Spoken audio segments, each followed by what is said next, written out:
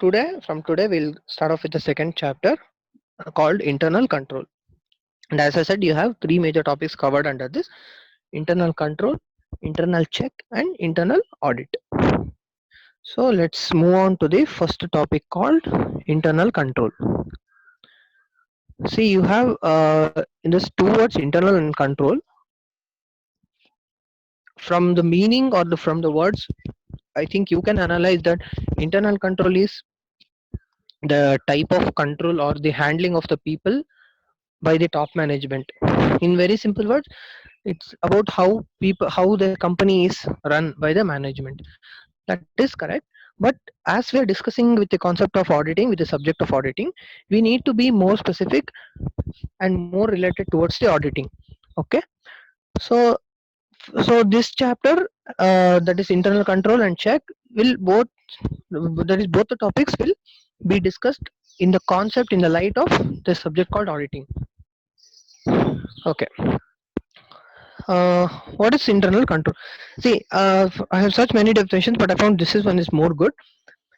The American Institute of Public Accountants, they have quoted this definition, and this definition I'll just read once: the plan of organization and all the coordinate methods and measures adopted within a business to safeguard the assets, check the accuracy and reliability of its accounting data, promote operational efficiency, and encourage adherence to prescribed managerial policies. An internal control system extends beyond those matters which relate directly to function of accounting and financial departments. Don't be worried that this definition is too long.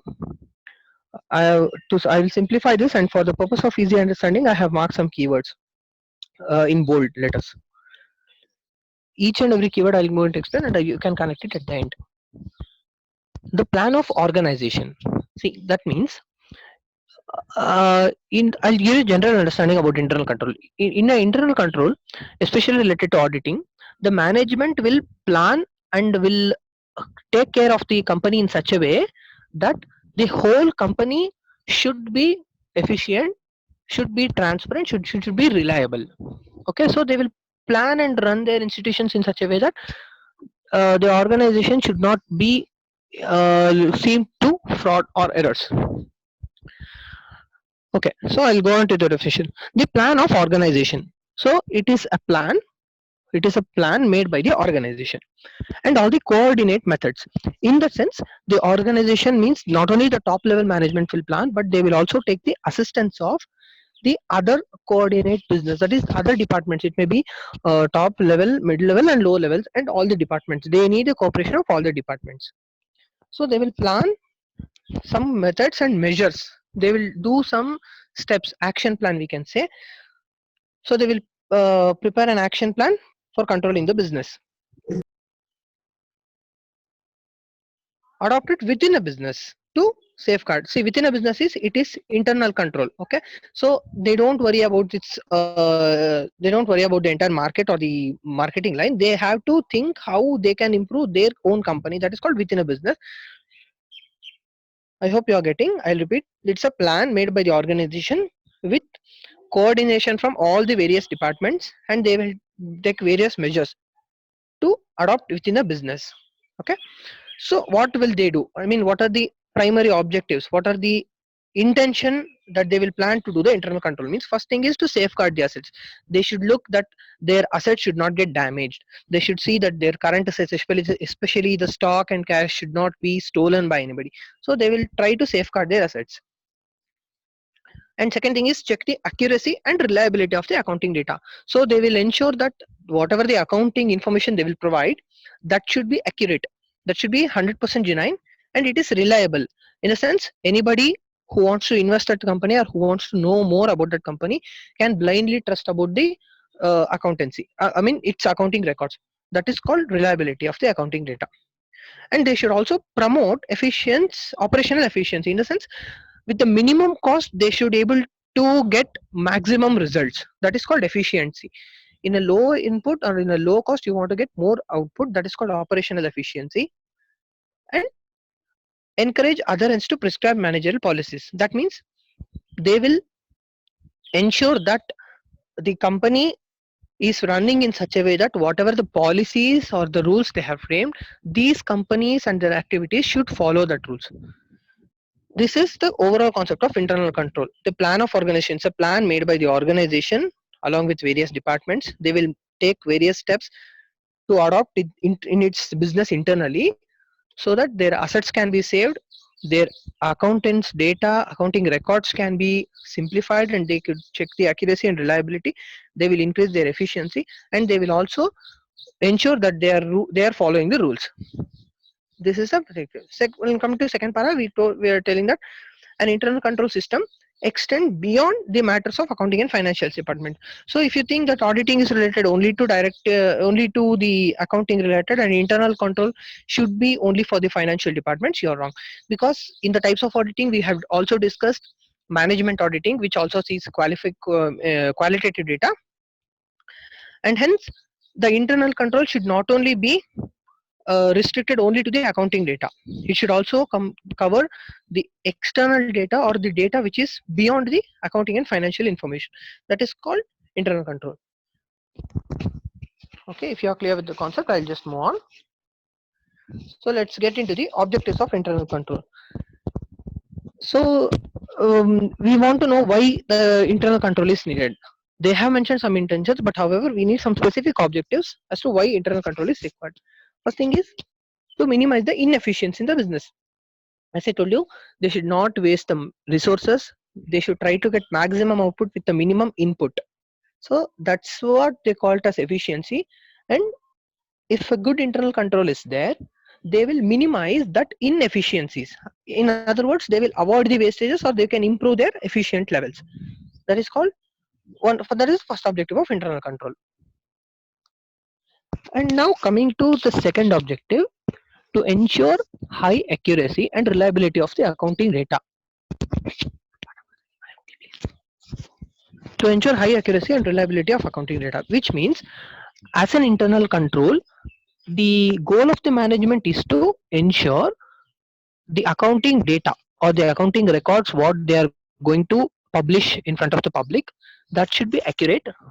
There should not be any mistakes, errors and frauds, and it should be reliable. That is, it is trustworthy. Anybody who wants to invest that company can trust the accounts in a very genuine manner. So that is called reliability of accounting data. The objective of internal control is to achieve this thing. So moving on to the third, evaluate the implementation of policies, which means as we told even in the definition, they have told, see, adherence to the adherence to the policies. It is nothing but the same thing, to evaluate the implementation of policies. So as an internal control, that is, if an internal control is very good, they want to see that all the rules mentioned in the law, all the policies, all the decisions, all the strategic ideas what they make, all these things should be implemented in maximum extent. So that is another objective, that is another goal of the internal control. So they will control the company in such a way that they will ensure that from the top level to the lower level management, all the persons who are working under the company will be following the rules and regulations. And fourth point is to eliminate wastage of resources. This is directly related to the first point, to minimize the inefficiencies. But the main thing is, when we say inefficiency, it can be of any type, not only related to the co-production. Even we feel that management should be efficient, the staff who are working there should be efficient. The first point covers both quantity and quality aspect, but here they are specifically mentioning only about the quantitative aspect, especially when we talk about the cost and production. That is called eliminate wastage of resources. To safeguard the assets, we have studied that this is a primary objective. They should ensure that assets will come for the longer duration, and the stocks and the cash and all the current assets will be regularly generating the income for them, and so that the assets will not be wasted at any point of time, and they will not incur they will not incur higher cost on the safeguarding of assets. Last point is to eliminate errors and fraudulent acts in the business operations.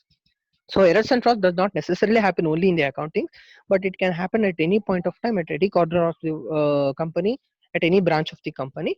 So internal control should be in such a way that if the irrespective of the size of the company, whether it's a small scale company or whether it's a large scale company or whether it's an MNC having lakhs of branches across the world, but the errors and fraudulence should not happen at any corner of the world, or any even at a single department or even by a single person. Errors or fraud should not happen. To that extent, the internal control should be implemented in a company. Then we go to forms of internal control. Do you have any doubts in the first two slides? Kindly say yes or no. I could not go to chat box again. No, sir. No, sir. Okay. Okay. So let's move to forms of internal control. Internal control is basically divided into two types: accounting controls and administrative control. Accounting control means the control system which is directly related only to the management of accounts and finance. Accounting and finance, that is into accounting control. But the administrative control has a broader perspective. It controls both accounting and as well as the non-accounting concepts. It may be related to handling of the staff, it may be related to paying remuneration, it may be safety measures taken within the company, it may be related to marketing. All those things will come under administrative control. But accounting is only related to the field of accounts and finance. So let's get into the meaning. Accounting controls are the controls concerned with safeguarding of asset and liabilities of financial records. Understand the statement. They are telling safeguarding of asset and liabilities of financial records. In the sense, we should first know what is financial record and what are its assets and liabilities. Financial records are nothing but what you'll project or what you'll present as a published accounts in front of company. This generally includes profit and loss, balance sheet, cash flow statement, on all those related evidences and notes what you will give to investors or what you'll publish in the books of accounts. Those are called financial records. So you want to know what are the assets of financial records and what are the liabilities. You don't confuse it with the what physical assets what are there in the company. That will be under administrative control. But when we talk about only of the accounting, we should know what are the assets related to financial records. When we have to say any asset for the financial record, that should be a supporting evidence or adding value. So generally for a financial record, the transaction vouchers, the bills, the invoices what they have, this will be considered as the asset for the financial record, because you cannot blindly trust the numbers whatever written in the financial record. There should be an evidence, there should be a physical evidence to prove that this number is correct and this is genuine. So how can you prove it? You can prove it only by the authenticated documents which are in the business. This will be generally bills of exchange, purchase orders, uh, trading bills, or invoices. So such related documents will be assets for the financial records. And what are the liabilities of the financial records? That means the duties of the financial records. So what this financial record will do, it will generally show the financial performance of the company. It will indicate how the company is performing well. It will give a signal to the investors whether their money is safe or not. It will also show the public whether this company is good or bad. I hope you are getting my point. So these are the assets and financial liabilities of the financial records. And this is totally different from general physical assets like plant, machinery, stock, and cash what we have. That is different. That is the assets of the operations. But this is assets of the financial records. When we come to accounting control, it generally includes budgetary control, which means the budget what we prepare for the accounts or for the financial planning, the budget that will be managed well. You cannot simply prepare a budget with the numbers as you like. You need to have a perfect estimation related to the budget. A minor deviation can be accepted, but you cannot see when your company is under a loss of 100 crores in the last year, you cannot show that, or you cannot estimate that in the next year my company will be getting 200 crores as profits. That is beyond realistic expectation, right? So budgetary control is internal control. It will be in such a way that even the budgets what they will prepare, that will be up to the point of accuracy. And cost control, yesterday I discussed cost control is seeing that what the cost you have planned to incur, the actual cost should not go beyond the estimated cost what you want to incur. For example, when you want to when you are planning to invest or when you are planning to spend rupees 100 crore to produce a product as a cost, you should ensure that the actual cost what you incur should not cross the 100. It should be below 100 or should be equal to 100. That is called cost control. And if you have a very good administration system, you can control that cost very easily. And reconciliation is regularly you should check that there should be no balance between, no differences between accounting records, costing records, and the banking statements. I hope you are all familiar with the concept of banking reconciliation statement (BRS), which was I think the syllabus of the first PUC, and your cost and accounting reconciliation. It was there in their fourth semester. So it means you will ensure that accounting records, costing records, and the banking records, all three will show the similar data. There should not be any differences. So that is called reconciliation. And internal check and auditing, there are different concepts which we'll discuss in the further slide. So this is one part of internal control, and the second type is administrative control. As I said, administrative control is having a wider scope. It covers both accounting and non-accounting. We have discussed about accounting. Let me move to non-accounting. These controls are concerned with operational efficiencies and including accounts controls. So you know how accounting controls are maintained. Beyond that, you have the nature of business. You may be related to production, it may be related to how you will plan the marketing, how you will do the digital marketing skills, or what type of technology you will use in the business, what type of people you will hire for different operations. Everything, each and every aspect apart from the finance will come under administrative control. So this will increase your operational efficiency, which means how best you can produce, how best you can perform in the business with the minimum resources you have. The scope is very wide and it includes everything from planning to decision making. Just understand this concept. From the stage of planning until the execution and the results compared with the actual planned results, and analyzing the deviations, and you will take the further decisions. So at all these stages, the administrative control has its role. So for this purpose, administrative control has a wider scope than compared to accounting controls. Divisions of internal control, we can generally say what are the various aspects covered in both accounting and administration control joined together. First thing is general financial control. Okay, general financial control means we should ensure that the financial planning is good, accounts are properly maintained, every transaction is recorded, and there will be no errors or frauds happening in the recording of transactions. So those are general financial control.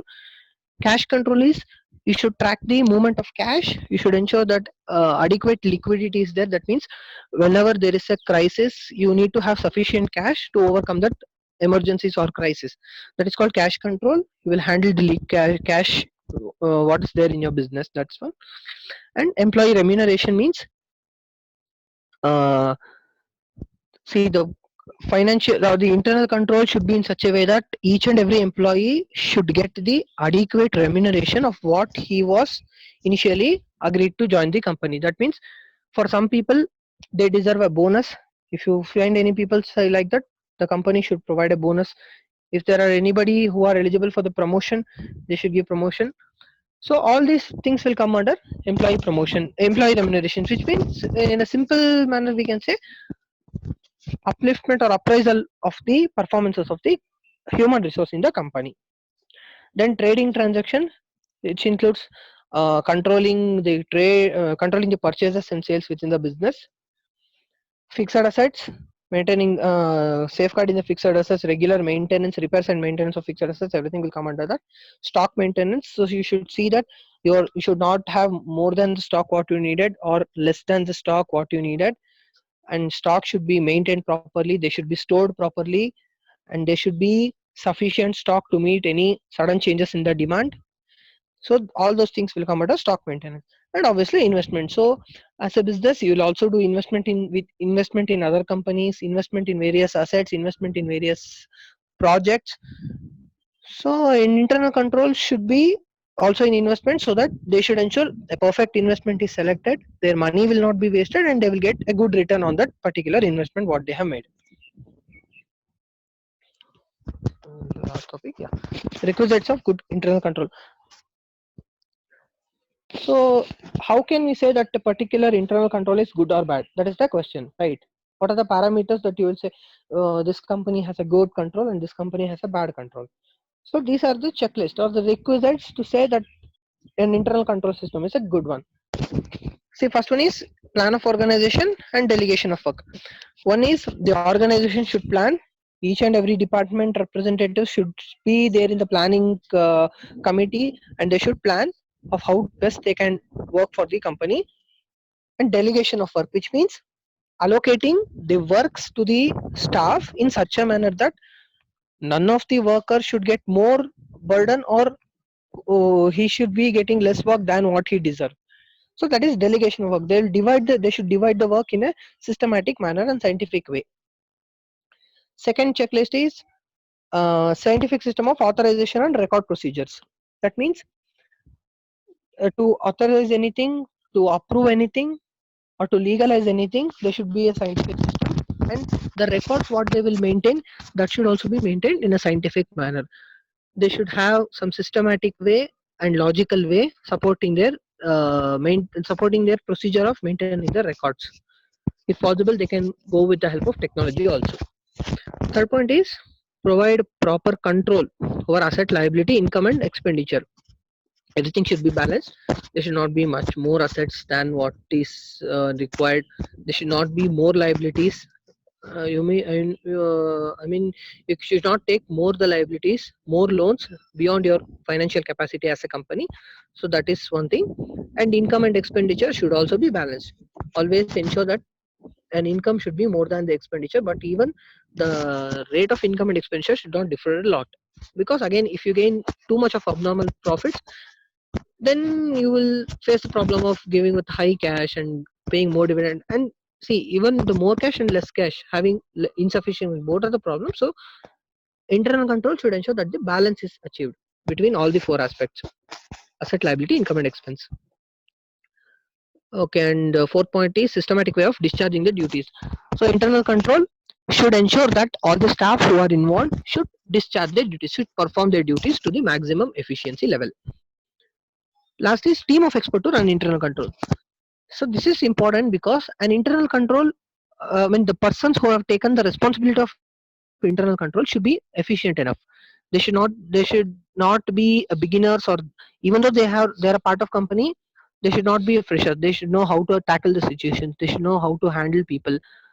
So there are many expertise things, and one person cannot do many things. So there will be a team of experts to handle this internal control system. And management should select a team in such a way that both the team, the company, and the employees, all three will be benefited. Then constant supervision and periodical review. This means the top management or the committee which is in charge of looking after the internal control system, they should have a constant supervision. So they will be supervising regularly, and periodical review. So review in the sense they will give you comments. Anybody can tell the difference between supervision and review? Supervision is guiding, or like we having the look up for that, and the review is that what are the outcomes we are getting.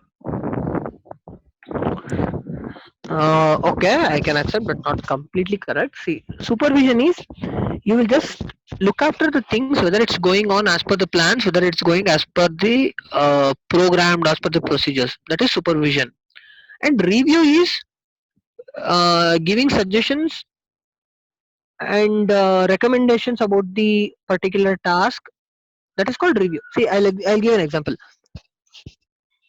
When you want to go when you want to go to a new released movie, you'll see the reviews. They'll not call it supervision, right? See, because under the review, they will give comments, they will give suggestions, and they will give critical analysis. They will tell what is good, what is bad, what could have been improved, and what is the best in that film, what is the worst in that film. So it is called review.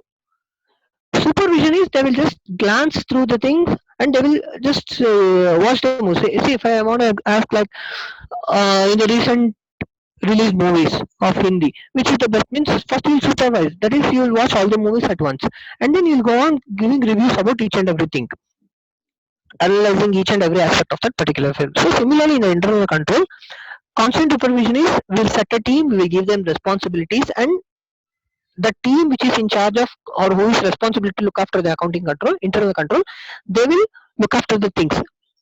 Okay, they will supervise, and that should be constant. Regularly, they should check whether they are doing the duties or not. But periodically, that is occasionally, at some point of say like monthly once or weekly once, they will review that. They will review the work of that particular week, and they will give the suggestions what could be improved. So this is called constant supervision and review. So if all these aspects are there, a good organization plan, a good delegation or division of work, a good scientific system of maintaining the records, the proper control and balance over asset, liability, income and expenditure, and a systematic way of discharging the duties, and a panel or a team of experts in various fields who have given the responsibility to look after the internal control and supervision and review. So if all these elements are present, then we can say that that particular internal control is good. So this is the overall concept of internal control. If you have any doubts, please ask it. I'll just go on with the first slide. Internal control, the meaning, objectives, types, the divisions or the various aspects of internal control, the requisites of internal control, which means the necessary elements to be present in the internal control system. Anybody is having doubt? If not, I shall move to next topic. Hello. Kindly please Sir, can you respond. explain? Sir, can you explain Yeah, fourth point? Systematic way of systematic way of discharging the duties. see, if you, for example, your mother will assign you any work. Okay, imagine your mother will ask you to bring something from the grocery store. Will you simply go and borrow whatever you want and whatever the price they will tell, will you pay and come back? No, sir. No. What else you do? You first prepare a plan. That is, you will first write down the things what are needed, and you will see the brands. For you will see that I want this particular brand for atta, or I want this particular brand for toothpaste. You'll see that, and you will see the price. If the price is too high, you don't buy, and if the price is too low, also you will suspect for the quality and you don't buy. So in all these things, you are not simply doing the things without any plan. Am I right? Yes, sir. Yeah. Similarly, in carrying out or discharging means just doing the duties. That's all. In doing your duties, you cannot simply do it as and when you wish. So if the management allocates some work for an employee, the employee should know in what procedure it should be done. I hope you are clear with that. Yes, sir. Okay, so that is called systematic way of discharging the duties, following the rules of doing the duties. That's all. Thank you, sir. Okay.